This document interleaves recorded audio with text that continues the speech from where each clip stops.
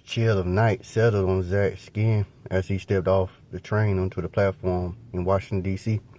The fluorescent light of Union Station flickered overhead, casting sharp shadows that danced around him like specters from his recent brush with death. He adjusted his jacket, feeling the stiffness of his healing wounds beneath the fabric, a constant reminder of the blast that had nearly claimed his life. Zach, Director Liz Murdoch's voice cut through the hum of the station like a bullet, a tone laced with a mix of concern and reprimand. Her piercing eyes locked onto his. Damn it, Zach. What were you thinking? She demanded, approaching him with brisk steps, her tailored suit immaculate despite the late hour, sneaking out of the hospital, lying to me. Liz, Zach began, his voice steady despite the underlying ache that thrummed through his body. I'm fine. We don't have time for me to be lying in a bed when... Fine, Riley interjected, arms crossed over her chest, her brow furrowed with worry that contradicted the steel in her voice. You were unconscious when we found you buried in rubble in the metro, Zach. You should still be at the hospital, reckless or not. I'm here now, Zach said, meeting Riley's gaze before the argument could escalate further. Maya Walsh stepped forward. Look, I get it, she said, her voice a calm anchor amidst the rising storm of emotion. You just wanted to help. He nodded. That's right. Liz started to cut in, but Maya kept going. And the most important thing right now, she said, is to figure out where they're attacking next and to stop them. We all agree on that, aren't we? Liz sighed, her gaze softening as she glanced from Maya to Zach. She's right, she admitted, her tone lacking into usual bite. But you're in no state to be in the field, Zach, said Bristol at Liz's words. He was still sore and weak from the explosion. Dull ache lingered in his side, where a piece of shrapnel had sliced through his flesh. But that didn't mean he couldn't do his job. I'm still capable, he said. Besides, you need me. Liz stared back, as if preparing a counter-response. But this time, it was Riley who interrupted. We need to focus on where they're striking next, she said. If Philadelphia was a smoke screen, what's the real target? The question hung heavy in the air, pulling at Zach's attention like a magnet. He thought of that phrase the terrorists had used, taking down the Capitol. Could be anything, he muttered, rubbing his temple where a dull throb had taken residence. Historical landmarks, government buildings, public gatherings, they want maximum impact. Transport hubs, Riley suggested. Too obvious. Zach shook his head. After the metro incident, security there is tighter than ever. Then what about symbolic targets, Maya asked, places that represent American power, freedom, democracy? Capital, he murmured. The word echoed in his mind like a honey refrain from an old, forgotten song. Zach, Riley asked. You're zoning out on us. But Zach's gaze was distant, his focus narrowing as if peering through a sniper scope. The pieces fell into place, each click resounding in his head with the weight of resolution. Capital. He corrected himself, his tone sharpening with an O, not an A. What if they meant the Capitol building? Liz's eyebrows knitted together in a frown. You think they're playing a game of semantics with us? Exactly, Zach affirmed. Think about it. The Capitol building, the very symbol of our nation's legislative power, its destruction would be more than just an attack. It'd be a statement. He looked up, picturing the grand dome of the Capitol, imagining the chaos that will ensue should it come under attack. The thought chilled him to the bone. Wait, Riley interjected, her hand going to her pocket. She pulled out her phone, thumbing through messages with a speed born of necessity.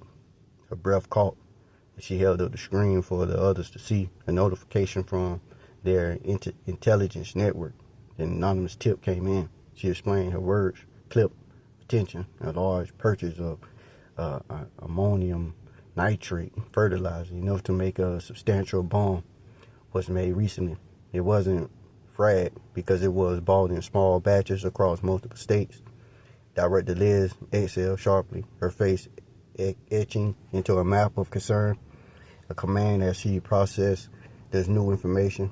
That could just be a farmer preparing for planting season, she reasoned, but Zach saw the doubt in her eyes. Or it could be them stockpiling for another attack, Maya counted. Combine that with the chatter we intercepted about making a statement and a show of force. Can we afford to take that chance? Riley asked, her gaze locked with Liz, imploring her to understand the magnitude of the risk. Damn it, Liz finally conceding. I contact Capitol Security, see if anything's amiss. Zach watched the director step away to make a call. He felt Riley's gaze on him. How sure are you about this, Zach? Riley asked. Pretty darn. He said, it fits. And I hope I'm right, he thought. Because if not, then we're completely in the dark. A moment later, Liz returned, looking pale. What did they say? Riley asked. That's just it. I couldn't reach anyone there. Nobody's answering their phones. The night air was thick, but uncertainty as Zach settled into a cramped interior of a mobile surveillance unit parked in the shadows near the Capitol building. The monitors cast a ghostly glow on the faces of Riley and Maya, who were scanning the feeds with hawk-line intensity. Zach's gaze was fixed on the screen that displayed the iconic dome of sentinels in the silence of the night. Anything yet? He asked. Awfully quiet, Riley said. A truck rumbled past on a nearby street. Zach could feel the pulse of the city around him, unaware of the dangers that lurked in the darkness. How's the evacuation going? Zach asked. We have managed to evacuate most of the surrounding homes, Maya said. As far as the staff inside, if we try evacuating them now, we'll just tip our hand. It's also possible they're already being tied up or otherwise removed from the equation, like the security. Zach hoped the terrorists had only restrained the security rather than killing them. He wouldn't know for sure, however, until he entered the building.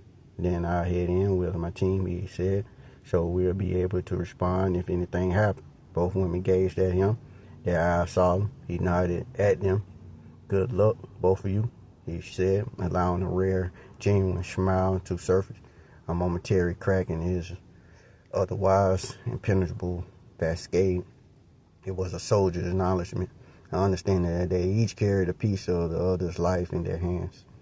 Back at you, Riley said. Stay safe, Maya added, with a final glance at the stream. Zach rose from his seat, feeling the familiar surge of adrenaline flood his system. His body protected with flashes of pain, but he pushed through it, driven by a purpose that transcended physical limitations. He was more than just a man. He was a symbol of the fight against the insidious shadows of terror that loomed over his country. Stepping out of the surveillance unit, Zach took a deep breath of the chilled air, letting it fill his lungs and still his resolve. The night may have been quiet for now, but he knew the silence was deceiving, and beneath it lay the potential for chaos that he was determined to thwart.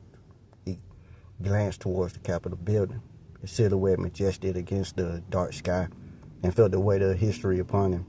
The tactical unit was waiting for him just a few paces away, a tapestry of shadows against the moon-lit rectangle of tarmac.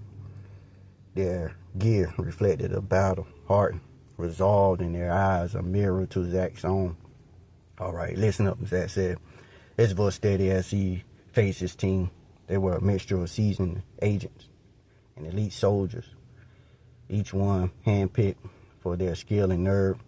They stood before him, ready and expectant, their own resolve reflected in the sharp lines of their camouflaged faces. Tonight, we're not just defending the building, we're defending the hearts of our nations. The enemy believes they can strike at the core of our democracy, sow chaos, and fear. He continued, his gaze sweeping over the faces of his comrades, but they've forgotten who they're dealing with. We are the guardians standing between the order and anarchy, and we will not falter. He paused, allowing his words to sink in, to kindle the fire he knew burned within each of them. Remember your training. Watch each other's back and stay sharp. We're the line that holds tonight. For every citizen asleep in their beds, for every child that dreams of a better tomorrow, we hold the line. Sir, we won't let you down, a voice said. Good. Let's move out, Zach said, turning on his heels with a symphony of boots on pavement. They advanced towards the Capitol, a silent phalanx in the darkness.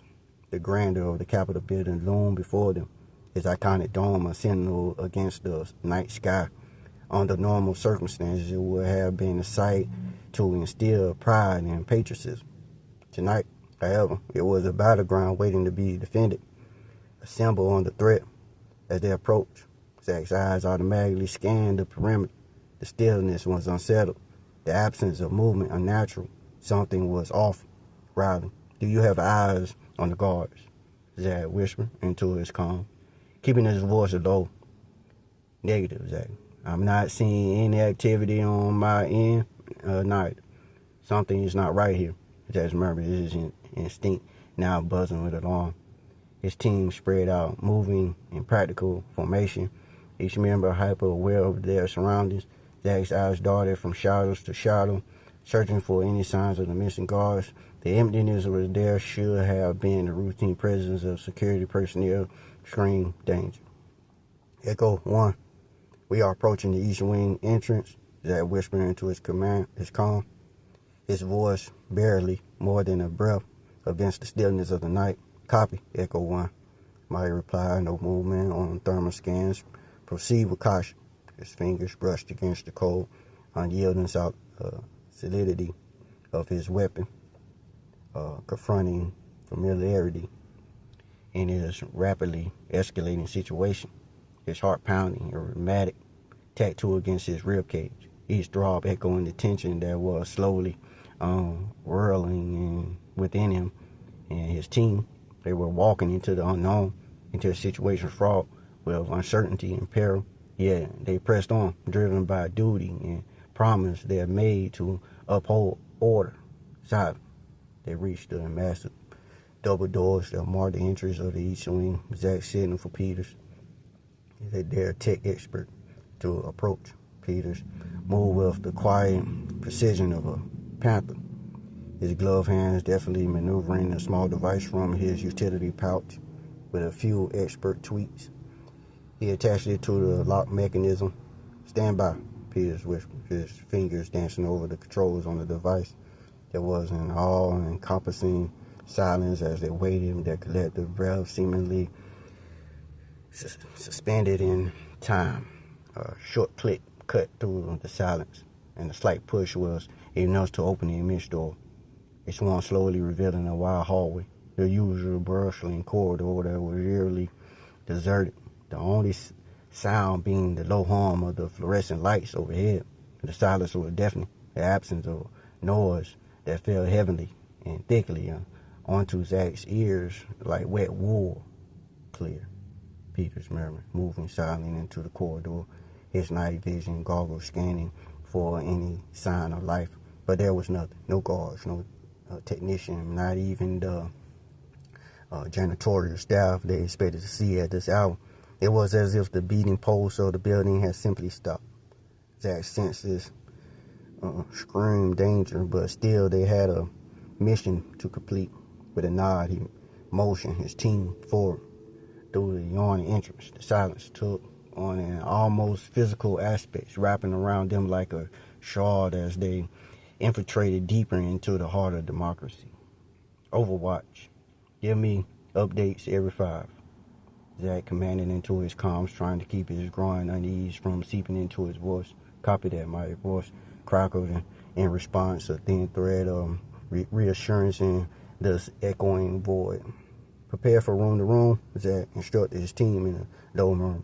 The chilling silence dictated the need of miraculous caution. Their communication had been memoed, their movements precise.